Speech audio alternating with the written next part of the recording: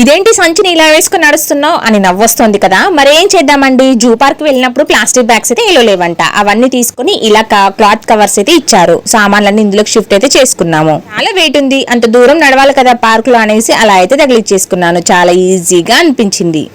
And ఇలా లోపల అన్నమాట జూ పార్క్ లోపల ఎలిఫెంట్స్ చూస్తున్నారు కదా ఎలా ఉన్నాయో. అండ్ ఇక్కడ ఈ చిన్న బాటిల్ అయితే చిన్న జాకాలు అయితే దాచుకుందో లేకపోతే ఈ ఎండ తట్టుకోలేక కూర్చుందో తెలియదు. మనమైతే సరదాగా జంతువులు చూడడానికి జూకి వెళ్తామే కానీ పాపం వాటి జీవితం ఏంటో అనిపిస్తోంది. ఎందుకంటే లైఫ్ లాంగ్ వాటికైతే జైలు శిక్ష లాగే ఉంది. కాస్త ప్లేస్ ని వాటికి కేటాయించి ఇంకా మీరు ఇక్కడే బతకండి అని చెప్పేశారనమాట. అస్సలు ఫ్రీడమ్ అయితే లేదు ఈ యానిమల్స్ కి.